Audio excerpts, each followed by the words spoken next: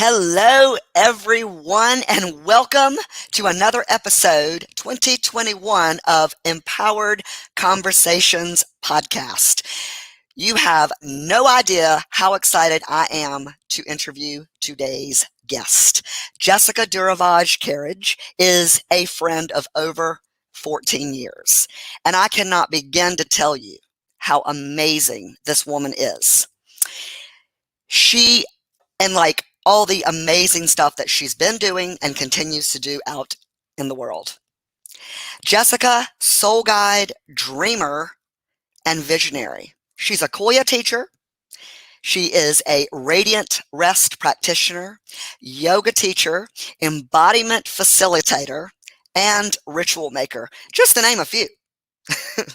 Jessica swims in the depths as well as soars at 30,000 feet with her clients, supporting their visions, their dreams, their goals, and building the necessary. She helps facilitate in building the necessary inner foundation that is required to achieve success, life success, quality of life. She has over 20 years experience from small businesses to corporate spaces of professional development and entrepreneurial experience.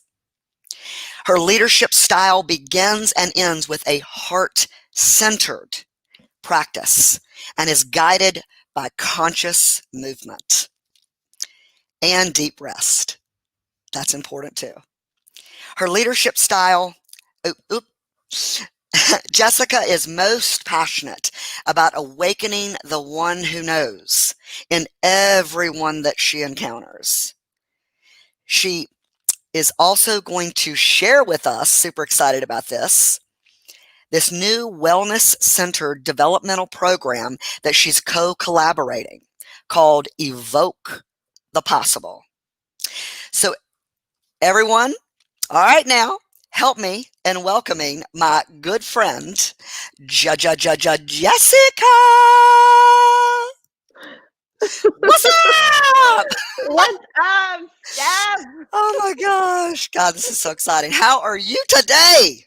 I am good. How are you? I am just through the roof. Look at the amazing stuff that's going on in the world right now as we speak.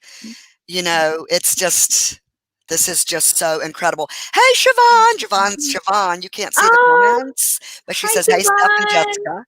She's going to be my co-host on the new cooking show, but I'll talk about that later.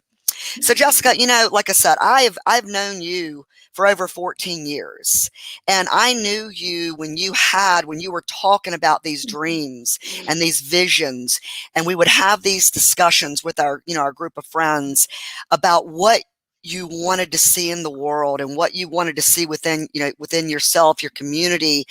And so tell me what sparked, just tell me a little bit about your journey, your story. Well, thank you, Steph, and thanks for that awesome intro, and thank you for the invitation to be here on your podcast with you. I'm so proud of you. I'm so excited about your journey, and it's just such an incredible blessing and privilege to watch your dreams come true, to be witness to your dreams unfolding, because I know how hard you have worked and how hard you continue to work to offer your gifts to the world. So, and they're so needed. So I'm just so grateful. Thank you. I feel like the spark, and I was just thinking about this the other day, actually, and I remember I spent some time when I was 19 and 20 after a pretty traumatic experience in my life. I spent some time in Haiti. I was there for about 6 months. And when I was there, I left with a really clear message. And the message was that you don't have to go overseas to do the work, that you really just need to look in your own backyard and look to your own community. And the reason why I've been thinking about that lately is that I sort of like laughed at some of the humor or the irony in that sometimes you don't have to look any further than yourself to do the work. I was in Haiti at such a young age, and so much like optimism and outlook for the world, and wanting to do such good work. And, it's really been an incredible journey kind of back home to myself. And that message that was so clear, I was so clearly given that message when I left that country, is that there's so much work that can be done right here at home. And then in these last few days, I've been like, oh, like maybe home is like right here. Yeah. There's so much work that can be done right here that we can't really expect to go out and create any type of change unless we're humble enough to cultivate the change that we need inside. Exactly. Exactly. I love that because, in my own journey inward towards that self-awareness, that is where it truly starts, is knowing who you are, going within, asking those real hard questions, discovering. Siobhan says, amen, Jessica. Absolutely. And when you realize your own worth, their own value that you have just being, then you see the gift that you can be in cultivating or helping someone else realize that within themselves. Yes. Yeah. And I feel like there's like another piece to this, which feels important. I think it's, comes a little bit with age too, Mm-hmm. and a little bit with maturity, is that we don't need to seek going out being the gift for someone else. Right. If we become the gift to ourselves, and that's just how we show up every day Mm-hmm. consistently as a gift to ourselves, then we're not everyone's cup of tea. Not everyone is Right. here to receive our gift. Not everyone needs the medicine we have. We need the medicine that we have. And it Mm-hmm. takes time and commitment and dedication and devotion and patience and tenderness and compassion to really uh, lean into how exactly do you take your own medicine? How do you receive it? So, Mm-hmm. and I'm Yeah. still learning. So I'm not like Yeah. I'm still learning. So Well, it's certainly a lifelong journey. It's not something that you just read one book or you do one course or ask yourself one set of questions and life is all completely figured out. It is something that is ongoing throughout your entire life because there's so much more to learn about ourselves every single day because we don't have access to what we don't have access to. But the more you're going within, the more you're allowing yourself to experience, to open up your own mind, to open up your own heart, the more you not only learn about yourself, but the more you learn about and having compassion for others, because we all operate from our own, our own eyes. Our eyes are, relative to our mindset, and that's relative to our experiences. And what I so admire and respect about you is that you have chosen to see. None of us are perfect, and you've chosen to see, I am going to do whatever it takes to discover whatever even more and bigger that I can possibly be for myself, and that will radiate and be, the gift to yourself. The gift to others is the gift of ourself. Mm-hmm. Yes. Yes. Yeah.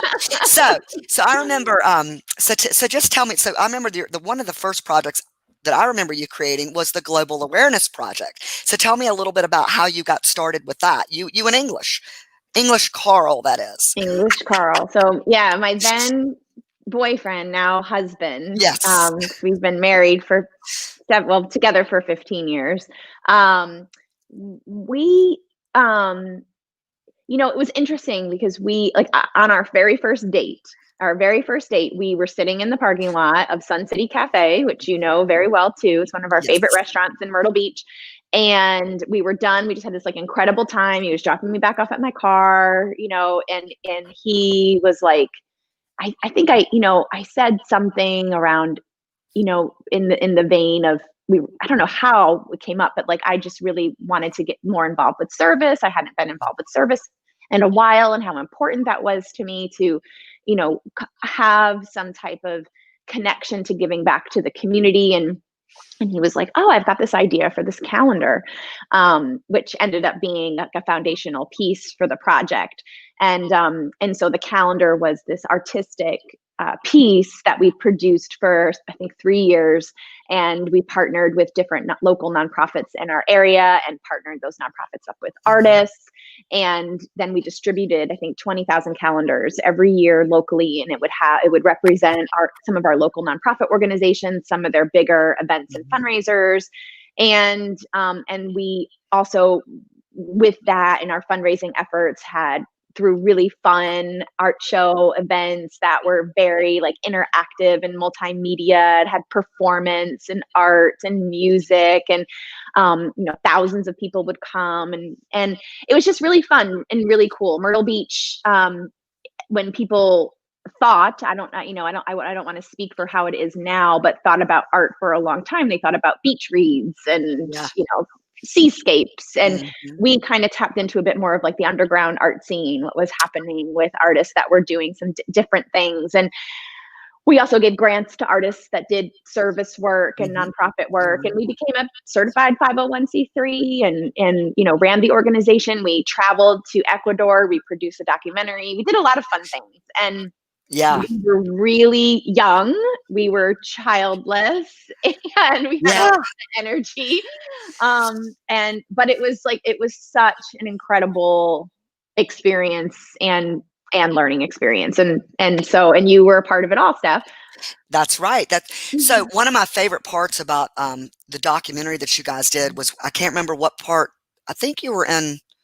Well, I don't remember where you were, but I remember you were creating a facility to bring community for the teenagers and the children in that particular community. And I remember you being there, and the video was of you and Carl, and the children were touching, like they were touching, y'all were shaking hands. It was just such, I was like bawling. It was just such a beautiful experience.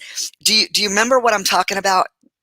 We did. Yeah. So we partnered with a really incredible guy who we still work with right now, Jesse Jordan, who we're actually working with him now with some of his current projects. And Jesse has these programs that he would take into Boys and Girls Club, or he would take in and work at like youth homeless shelters, and it's like super simple, super easy to replicate programs. And Carl and I participated with him in those programs here, and we were just like, man, we could probably replicate these anywhere. And so he trained us.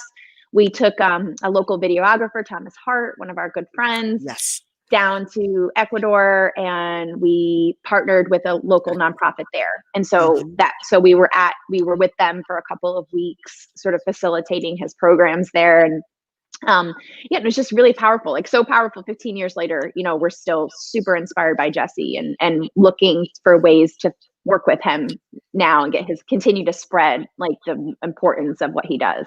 Right.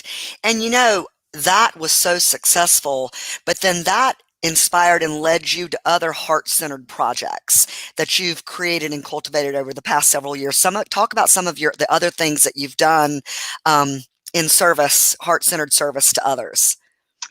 Well, I think, the one thing that comes up really strong is that I had a podcast for about 7-8 years called Where is My Guru? And it was really at the very beginning of like when podcasts were kind of going mainstream. I think I started it in 2008 or 2009. And that was all in service of sharing wisdom. And so I have been a part of the yoga and the wellness and the spa industries for the last 20 years in different iterations and I've played a lot of different roles and worn many different hats. And one of them was yoga teacher. And so I had this idea like, well, maybe I'll reach out to some of my favorite yoga teachers and see if I can, ask them questions. And it turns out that, I'm sure you've experienced this with this podcast. People really like to talk about themselves. If you ask somebody to be interviewed, to share what they have going on, a lot of people are like, yeah, let's do it. And so I was able to talk to all of my yoga heroes and, you know, really like luminaries in the meditation and the wellness industries. And then my husband and I, we were able to travel all over the world to, we would do interviews and video or take pictures at different, you know, festivals and all, you know, from Oh, California to India. And so so yes, that was super fun. And it was really a service project, that yes. just kind of grew and grew. And it cultivated so many incredible connections and relationships and opportunities. But yeah, I did a live show every Friday at Yep. 11 a.m. Eastern Standard Time for about probably like 6 or 7 years. So yeah. Yeah. And that was awesome. I watched so many of those episodes, and I remember one of the courses that you created was Sex, God, and Yoga, and I was a Mm, part of that, or taking on that course. And so think about this, Jess. In your travels, like you've traveled the world, and you've put yourself into so many different situations, like especially with the current climate today, around the world, not just here in the United States. But what do you think that does? Like, just know it, like in your own experience with your own mind and your own heart. What do you think that does for someone to embrace and open themselves up to diverse experience and exploring the world? well, so I want to kind of just bring it also, and I will share, but I want to bring it back to when you asked me about my why, Yes. and how we really have so much work to do right here. So Hmm.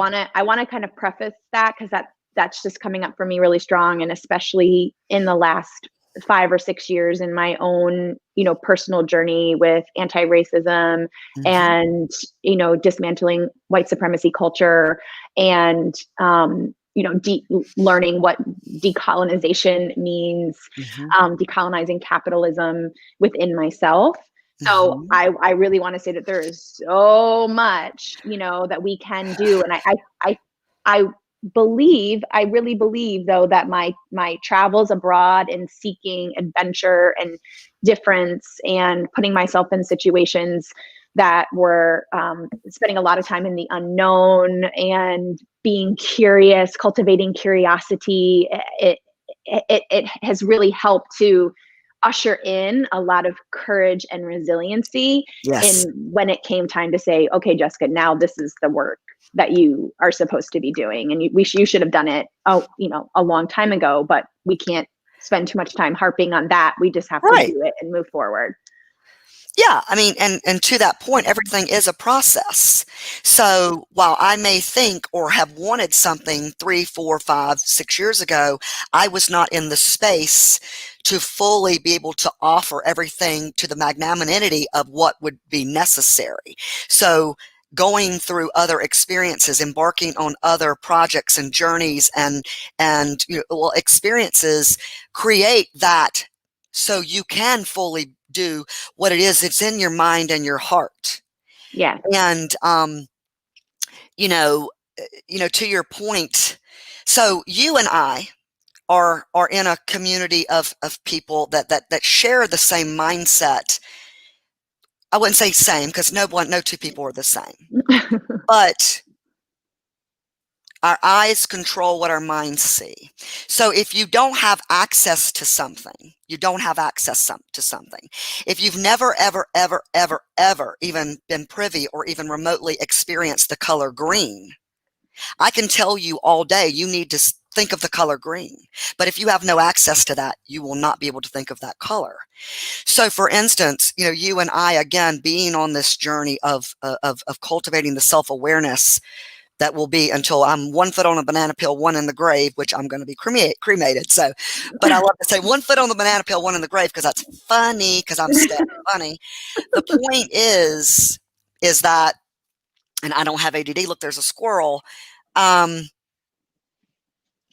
it's easy for you and I to share based upon our core values, a similar mindset. But to those that don't have the access or don't have the experience, or allow limiting beliefs and the fear of the unknown to stop them or from that experience. We could talk all day till we're blue in the face, but all we can do is be our truth. And we have to embrace that other people, be their truth. And that, again, with the current climate, especially with what's going on, today, the inauguration of a new president, there's so many people on this side that think this way and on this side that think that way. And, several years ago, it was unfathomable for me to be like, what? Like, how can someone think that way? Because again, the bubble which I had been in and the people that I, mostly closely associated with, it was groupthink, similar mindset. But then I had to become aware that, wow, others have such different experiences that create their mindset. So if you could,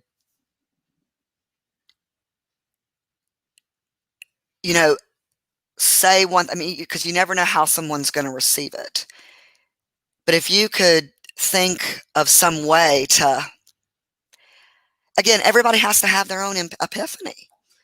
And it has just to be through their own experience. And all we can do is show up and keep being our truth and whatever that is for each individual, and just hope.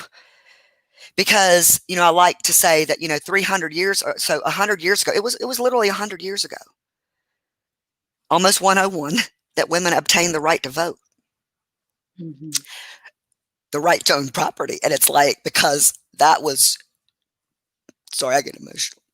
That was because 200 years ago, possibly, people started speaking up. They started speaking out. But if you had said 300 years ago, if you had women property, right to vote, people would be like, you're fucking crazy. Just like sometimes today when I'm talking to people who have a completely different mindset based upon a different reality than I have, they can't fathom what is possible. But like you and I, because, it's like it's like, if anything is possible for anyone, anything is possible for anyone, but we have to plant seeds. Nothing's going to happen overnight, but we must plant seeds and we must live in our truth. And what do you say to that? Oh, Steph, I love you. I love your passion. Love you. And you're one of my favorite people in the world. That's why I always freak out when you in English talk about moving out of the country. I'm like, no, there's a welling of panic. Like for years, like, oh, we're moving to Costa Rica. And I'm like, you can't leave.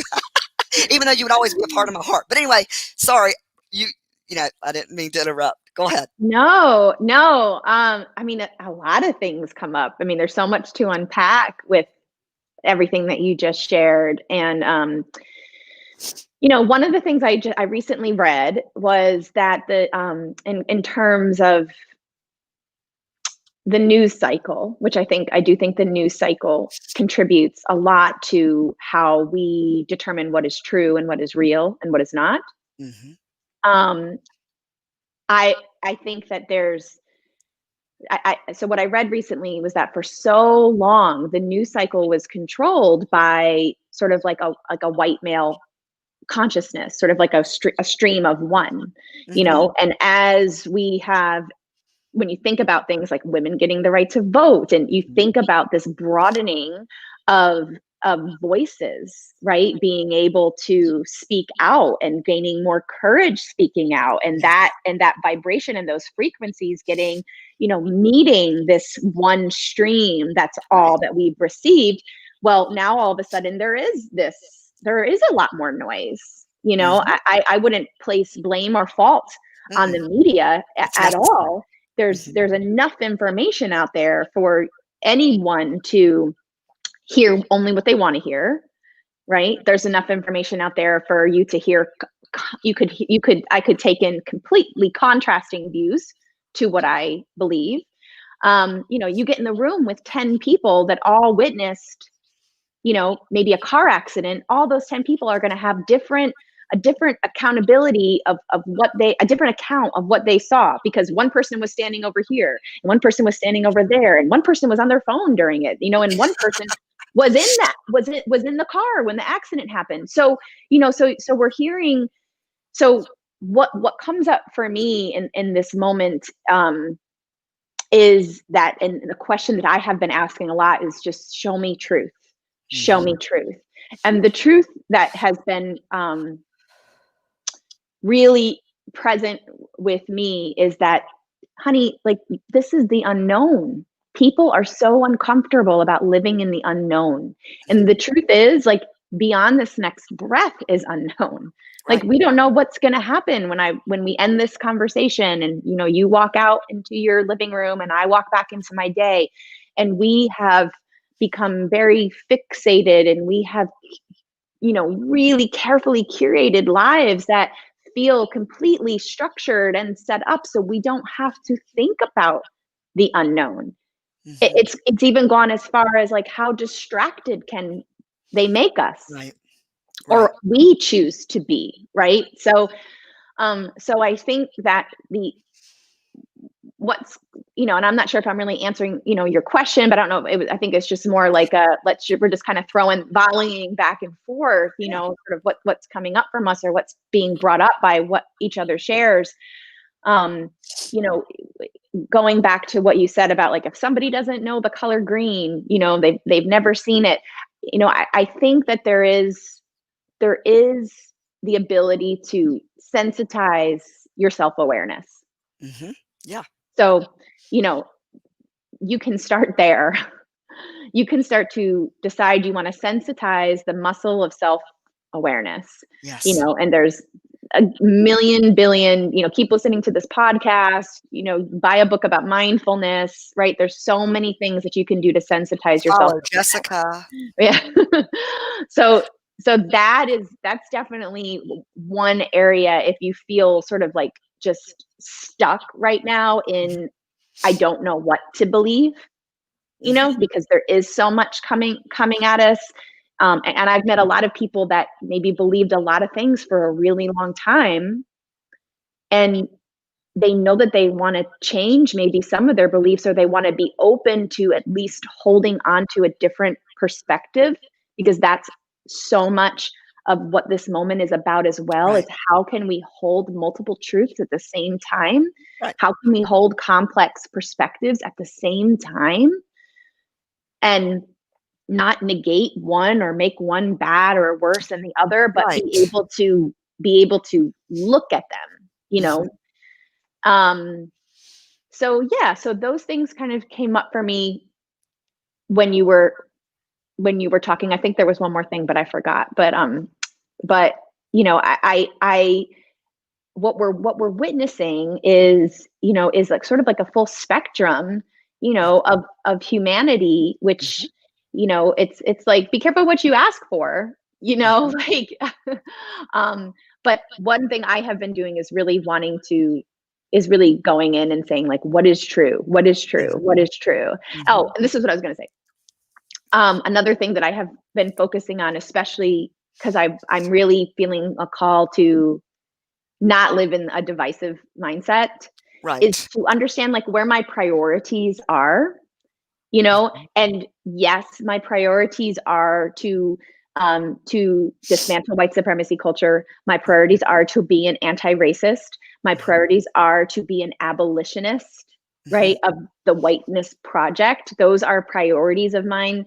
But I also know that like, what I hear from the media and what I read on Facebook or what I read on Instagram are not a part of my values and how I'm going to show up and interact with another human being.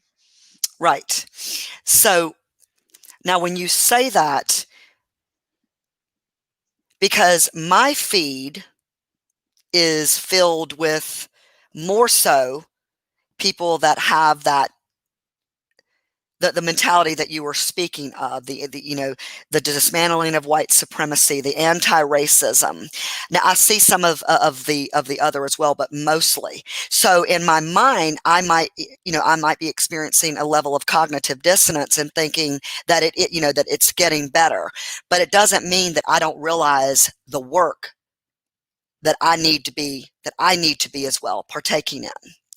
And so tell me a little bit about about what you are doing, what you're creating in an effort to bring more of of your heart to the world and everything that you just discussed.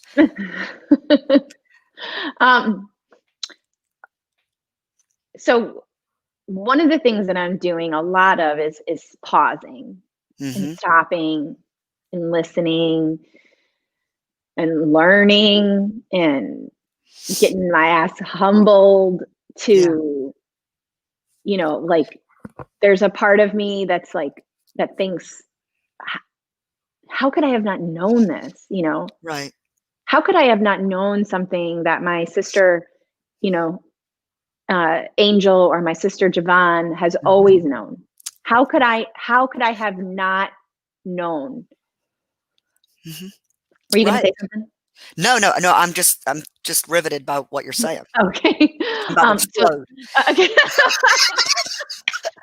You're like, so that has really been an invitation to just listen. It's just like, wow, I thought I knew a lot, I thought, and I didn't think I knew much, but so some of, like, I would say that 90% of my feed now is made up of Black women, and listening and learning from some incredible Black women supporting Black-owned businesses. And not that it wasn't done before, but I can honestly say that there wasn't, I would say 10 years ago, there wasn't a lot of consciousness around something that has been happening since the beginning of time. Right. So just because I wake up and I'm a white woman doesn't mean that, I'm waking up to something that's just happening. And that's almost like a constant, like, reminder, because white supremacy culture and capitalism, it's in the food we eat, it's in the air we breathe, it's in the water we drink. So we constantly have to be, we have to be not necessarily vigilant, because I wouldn't say it's all bad, but we have to be discerning and mindful and aware. And so one of the things that I have been doing, I have been in an ongoing conversation with a really dear friend of mine, Amanda Masterpaul, who she's a professor of social justice and community organizing and women's and gender studies. And we have been working together on and off for the last 4 or 5 years on different projects, and have probably, invested thousands of hours in conversations and dialogues. And a lot of those me going to her and saying, hey, this is what I think about this situation. I really need to understand if, like, what is my perspective? Is there another perspective I should be holding? Is there another frame I should be holding? Right. Or can you help me understand, why I think this way? And she would, I always like tell her that she was like an eye doctor, because she would just, like, put down all these different perspectives. And she was like, well, and, through the lens of colonialism, it's this. Through the lens of imperialism, it's this. Through the lens of capitalism, it's this. So, and I just appreciated being able to learn from her and kind of get a more authentic and truthful picture. Because, like you said, if I never knew what the color green was, if I was never taught, like, what historically, maybe how things went down, it is now up to me to educate myself and do it quick, right? Like, get that shit done, right? So I have been in the wellness industry for 20 years, and part of my passion is to wake up your soul. right? Yeah. To help you cultivate tools that you understand when your soul's voice is speaking to you, because I it love that. doesn't always speak very loud. Right.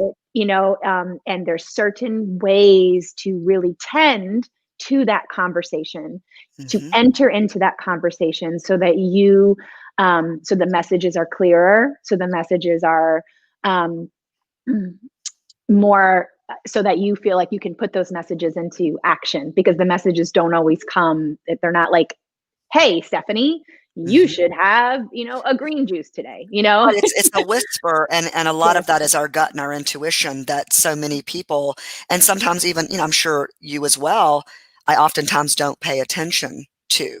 I'm looking for that obvious answer, like a bird to fly right here.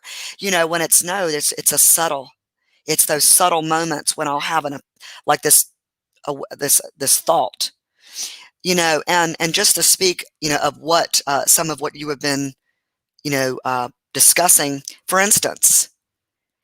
And, I have these conversations with people who have completely opposing opinions. And some of them I call friends as well.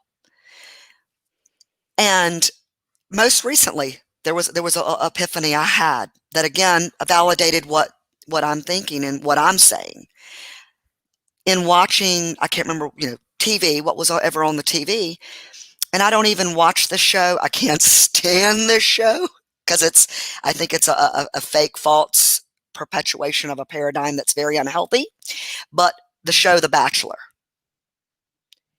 they're having, we've been watching all the pretty white people for years. They have a black guy, and and black women.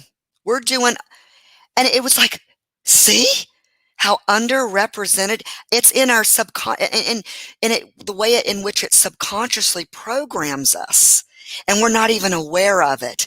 And when I saw that they were coming out, with this upcoming series is a black man as the Bachelor,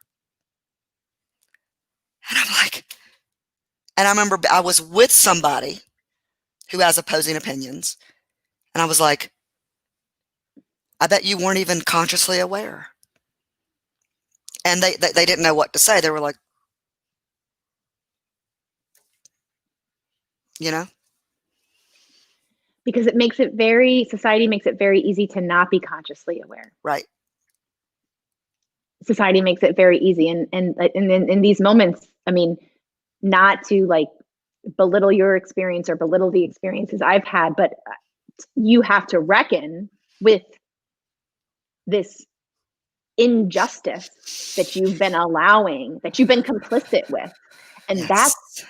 not easy, right? I feel, even there's like shame, there's humiliation, there's embarrassment, because I can imagine if one of my black friends was watching this and be like, yeah, we knew that all along, and you're just Right. waking up to it. Well, and again, you just have to do the work. You have to, Yeah.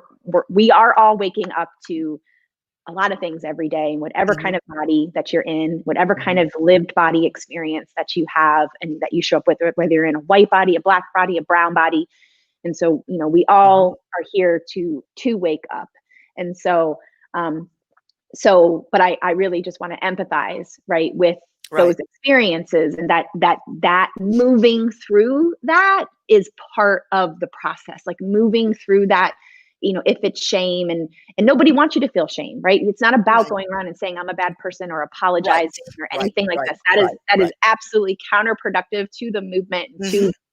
but moving through those feelings, um, is a part of it. So I Yeah. could say so much more. There's like so Oh, much to no. it. We could talk forever and ever and ever, but it's already been 40 minutes. So I wanted you to talk about, before we get off here, the Yeah. Wellness Center developmental program called Evoke. It's Evoke the Possible. Sure. Yay. So Evoke the Possible was something, it's actually been, I've had a website for the last 3 years where it's been on there.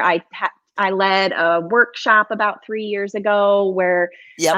we invited different facilitators to participate in kind of a weekend long experience. So Evoke the Possible is a wellness centered development program. It can be done for an organization, or it can be done for a small business, or it can be done individually. And what we do is we are looking to kind of decolonize. Mm-hmm. And I'll just kind of take a step back and sort of say what is decolonize, sort of from my own perspective. Is, you think about all of these ideas and these narratives have colonized your mind. They've kind of come in, they own real estate, they've settled down, and it's like, this is what you think about like self-care. This is what you think about taking a bubble bath. This is what you think about dieting. This is what you think about your weight. This is the ideal body for you. And you've got these beliefs, and they've kind of colonized your mind. They've taken up space. And so decolonizing that space is really important, especially now that we kind of, we're understanding more and more and more about, how white supremacy culture drives capitalism. Mm-hmm. And so are those narratives, and has that colonization of these stories been beneficial to you? Are they leading you to more wholeness? Are they helping you tend to the soul's voice? And so the decolonization process, takes place through kind of a process where we are resting and moving. There's creativity, and soul leadership. So we kind of work within this model and this framework of a spiral, and we move all the way in as deep as we can go to the center, to source, to soul. And then we work our way back out. And if you can think of soul as that soul's voice, right? Soul speaks in myth, it speaks in poetry, it speaks through nature, it speaks through creativity, it speaks through dreams. And then as we move our way back out of the spiral, that outward is like your outward expression into the world, how you express your gifts, and how we move back and forth. Because even with every breath, right? With every breath, we are moving in and moving out. So from a life's work to whatever profession you choose, to your hobbies, to your interests, to your moment-to-moment interactions, to this conversation that we're having right now, there's a cord, there's a tethering of how we navigate our way in and way out. And so Evoke the Possible is it's a process of how we are kind of navigating that thread in and out. And so we can do it through many different lenses, but my partner, my collaborator for this event on February 20th, which is here in Myrtle Beach. So right now it's an in-person event.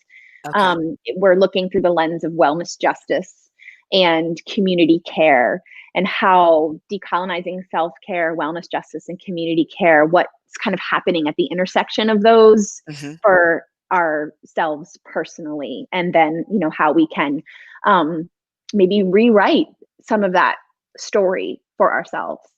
I love it.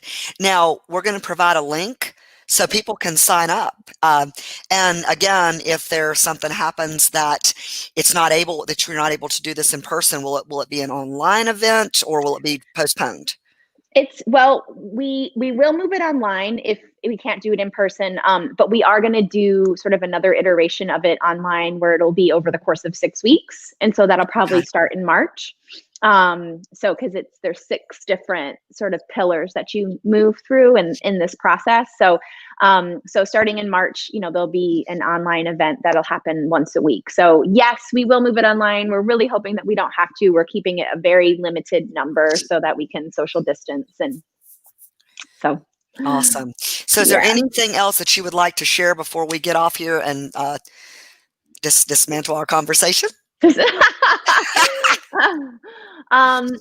I really want to hold peace and protection for our country today, and for all of you that are watching and listening, whether you're tuning in now or whenever you are tuning in. I want to hold a lot of space for growth and expansion for this conversation, for Stephanie, and for just continued success on her path. I invite, anyone to follow me or friend me on Facebook or Instagram. There's not that many Jessica Durvages out there. So if you Google that, you'll find me.